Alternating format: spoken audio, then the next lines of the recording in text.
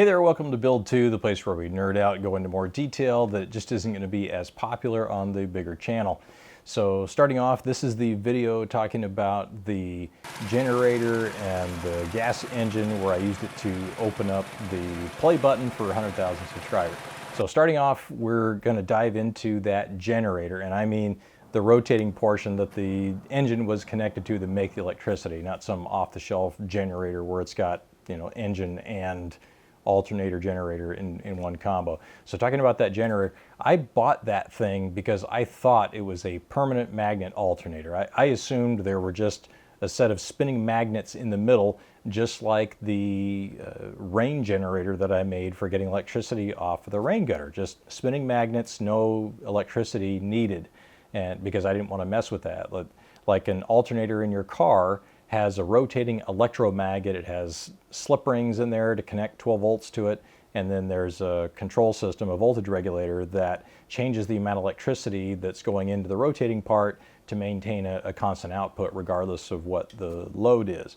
So that's why I got that thing, because there weren't any wires connected to the middle of it. But it turns out it is not a PMA, permanent magnet alternator.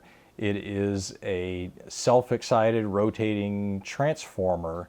So it has a little transformer in there that, with just residual magnetism, if there's any residual magnetism at all, it starts spinning and it starts to build up its own magnetic field, which as that field gets stronger, there's more flux and it generates more electricity, and it just self-excites. And then it's got a rectifier in there that turns it to DC, so you just have DC voltage going through the main windings that are doing all of the work. There are some pretty cool videos out there. I won't go into the depth of that right now. But suffice it to say, it's a generator that you just spin it and electricity comes out and it takes care of itself. Now, it's designed to run at 3600 RPM. So when it's spinning at that 3600 RPM, it generates 60 hertz. And that's the, what we're seeing here on the screen that is coming from our outlets in our homes. So with that engine that I bought, it has peak power output at 3600 RPM. Hence, I put a 1-to-1 belt system on it, and you run the engine at 3600 RPM, the generator turns at 3600 RPM, and you get the 60 hertz. Everything's happy and it all works like it's supposed to. But what about when the load changes? So think about driving a car and you're on flat ground. You don't have cruise control or anything. You just have your foot on the gas and you're maintaining a constant speed, and all of a sudden you encounter a steep hill.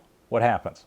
The car slows down. And what do? We see that it's slowing down, so we push the accelerator deeper so we can keep the same speed going uphill that we had on flat ground. Cruise control does the same thing, that we have it set at a certain speed, starting to go up a hill, car slows down, the system monitors the fact that the car is slowing down, and it pushes the accelerator down again to bring the speed back up so that we're going up that hill with the same speed we had on flat ground. Generators are the same way. When you buy an off-the-shelf generator at the hardware store, they have a system built in to maintain a certain RPM so that 60 hertz, more or less, is always coming out of them.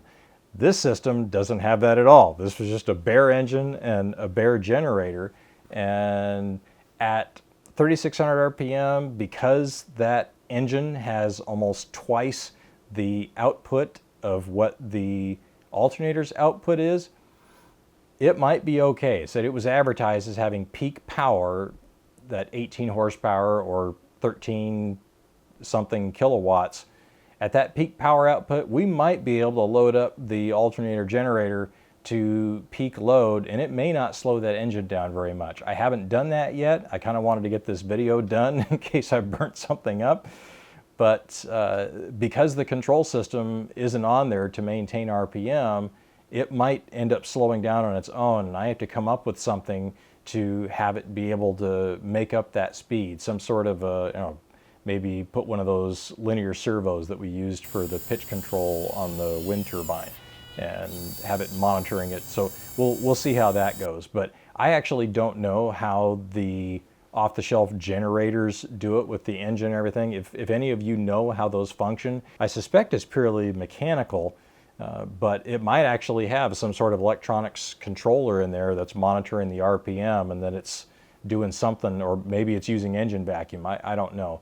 If you know how those, say a 2,000 watt, 3,000 watt, 5,000 watt off-the-shelf generator maintains a certain RPM, please tell me in the comments. I'd like to know how those work. I do know they're not perfect, because anytime I've used one of those, you'll have the refrigerator cycle on, and all the lights that were on running off the generator, they all dim. You'll hear the generator kind of sort of come down. Yeah, I don't know what it would do to maintain those 60 hertz, but I am curious how those work. So rather than have that engine going at 3,600 RPM all the time, I ordered a second pulley for it. So the one-to-one, it's the same size. It was a 22 or a 20, let's just say it was a 24 tooth pulley on the generator. I got a 24 tooth for the engine and a 48 tooth as well for the engine, so that I could run it with a 2-to-1, and theoretically, instead of 3,600 RPM for the engine, I could run it at 1,800 and not be using, not using as much fuel. You got half as many cycles on the engine as it's sitting there running for hours at a time if you're going to use it for a generator.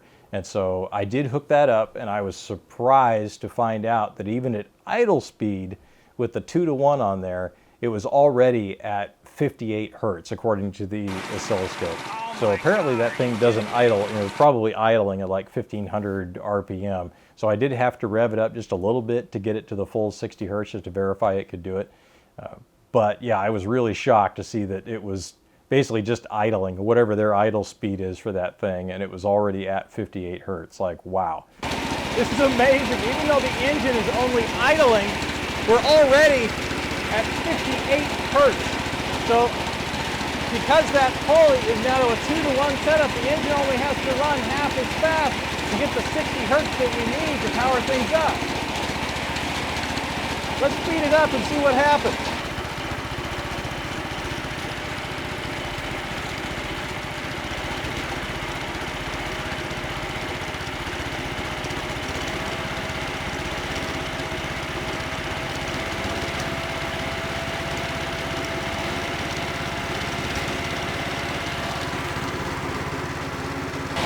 And see, now with just a marginal increase in RPM, we're already at 67 hertz. There's no way it's going to maintain that RPM as we start loading it up, getting thousands of watts of load onto that alternator. Just like you saw at the beginning of the video, that rain generator that I had the water hose getting sprayed into, what happened as soon as I hooked up that motor?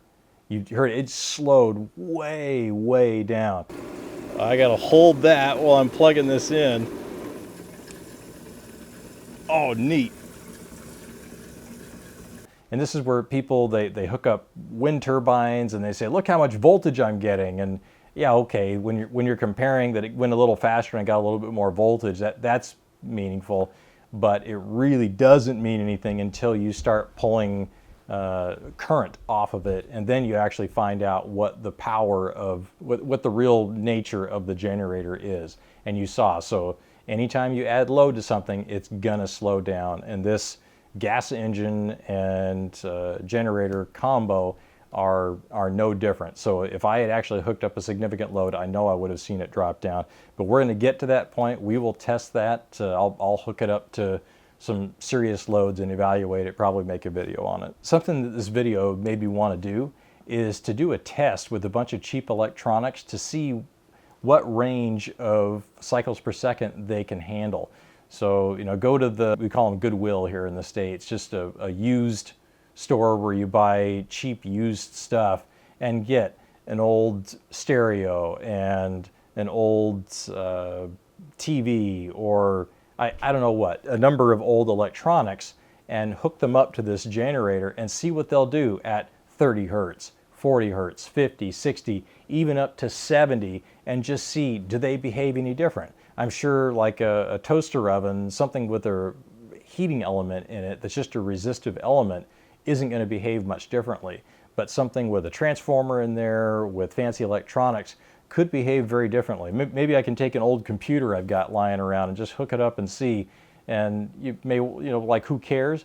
But for those of us who are interested in like off-grid power, how close do we have to be to this 60 hertz to expect our stuff to work and to last? Or if we give it 40 hertz or 70 hertz, is the thing going to burn up even though our voltage is actually in the right zone? So if you have any ideas on different types of electronics that you think might behave funny if you give them the wrong hertz, tell me in the comments what you think I should try, and I'll add that to the list, see if I can get a hold of something and say it's all going to be just cheap stuff and we're going to see what it does, just out of curiosity.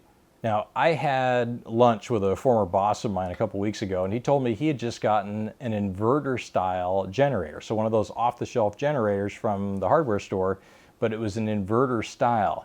And I don't know if I had ever heard of that before, but he explained to me the advantages of it. So what's an inverter? Well, right here, this is an inverter, and it's what you'd think of as anytime you have battery power. So this one's made for, you'd hook up 12 volts going into the back of it, usually a 12 volt battery. And then out the front, you've got the 110, 120, what does it actually say on there? 115 is what this says at 60 hertz that it is coming out the front. And so it's electronically generating that sine wave, although typically it's not a sine wave, it's got flats on the top and the bottom. It's more of a square wave.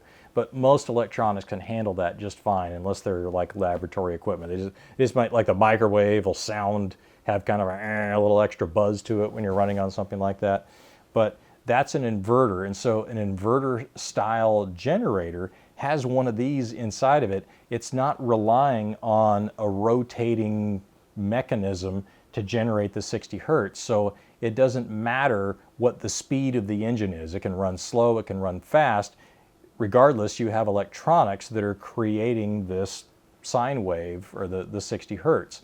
And I'm guessing there's a battery in there that's being charged, and then this is, something to kind of make up the difference between the 60 hertz and the in the inverter itself.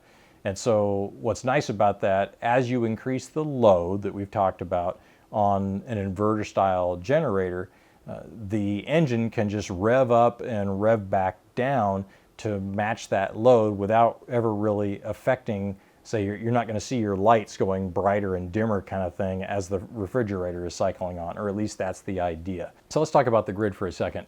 You may remember when Texas had this big ice storm last winter that they had a bunch of stuff going down, a bunch of power plants going down, and they were really concerned that they would have all of them go down and they would have like a complete blackout where they would be starting from nothing, and that was very expensive and very difficult to deal with because the grid is all tied together and you've got that 60 hertz going on. Like everything, every power station has some kind of a generator spinning that is, and I don't care what it is, if it's natural gas, if it's hydro, if it's wind, there's something spinning that is ideally spinning at a certain rate, unless it's something, some of the wind stuff has electronic inverter type stuff in there, but just about everything else has some mechanism spinning at a certain speed. And when they bring one of those online, they're very carefully watching to make sure they have to use another motor, keeping it separate from the grid,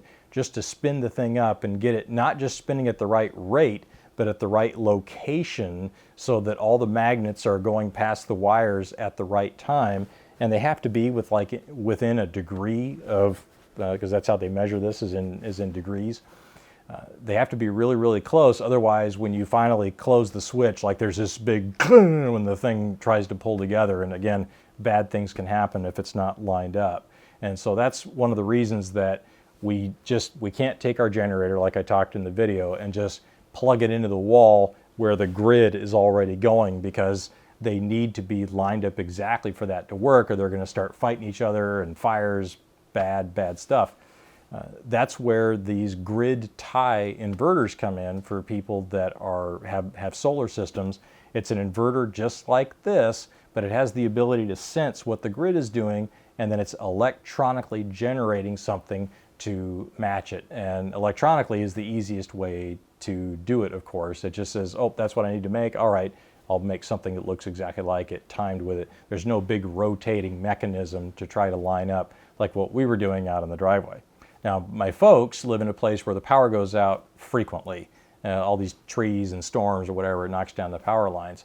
And so they had a disconnect switch put into their electrical panel so that when the power is out, they can switch over to their generator, but it's a manual switch in their breaker panel that can only do one or the other. It either connects to the grid or it connects to the generator, so that there's never an issue with the two trying to fight each other. And unless you have one of those, it's very risky to try to plug a generator of any kind into your own house to run it off of that, because if you were to do that and you're connecting back into the grid, the linemen that are out there working on the power lines would be experiencing extremely high voltage. You may only be making 100 or 200 volts at your house, but then it's going through a transformer at the street and bumping it up to thousands of volts, which obviously they're working on something. They've been very careful to make sure that there's no power on those lines, and all of a sudden they came along and this thing has power when it shouldn't,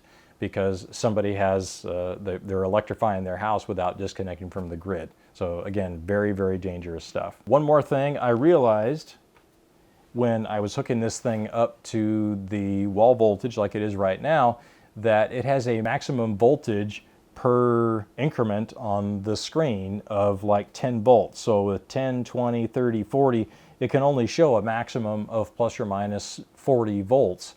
And I really wanted to show that full 110, 120 sine wave like is on there right now.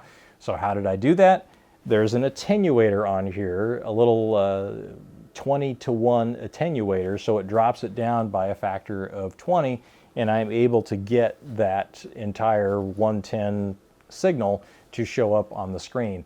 I would have liked to have done that with the generator as I was spinning it up, but I've only got one of these, so I've ordered a second one. I'm gonna get 3 or 4 of them. It's the whole reason I've got 4 inputs on the oscilloscope, so that I can show some 3-phase stuff and all kinds of cool power stuff for later projects. But for now, we made it work with just the one attenuator, and that's why I was able to get that on the screen, and then why the generator all of a sudden, as you saw as I sped the thing up, it crept so high that you couldn't even see it on the screen anymore, because I didn't have a second attenuator. Last but not least, you may have noticed in the video that I had this little black box on the second shelf below the oscilloscope, and that was an isolation transformer. So isolation transformers are a way to not have this unit grounded. It's plugged into it right now. This thing does not have a ground to the house like it normally would. And when you buy, like when I bought this isolation transformer, it did have a ground all the way through. And I saw that in the comments on Amazon. They said, hey, this is not a true isolation transformer. You'll have to make it one yourself. I opened it up and clipped the ground wire going to 2 of the plugs and put a label on there going, hey, these are true isolated outputs. It's less of a shock hazard. So electronics people that are working on televisions or whatever, old school stuff, it's a way to help minimize shocks on your electrical bench. I've had it be a problem when I'm trying to do stuff like this and something goes and finds ground through the meter and trips a breaker, trips a GFI outlet. And I know whenever I use an isolation transformer, I'm less likely to have that issue or burn up my oscilloscope. This was all electronics that I learned after I got my engineering degree, by reading through, working with electricians, working with electrical engineers and asking lots of questions, and then getting a code book and doing some electrical stuff on my own house, even changing out the whole service. So this is really fun stuff that I think it's fun, and it's fun to share it with you guys. That's all I've got for this one. We'll certainly go into more depth in future videos. I'm Quint with another one of my builds. Thanks for watching.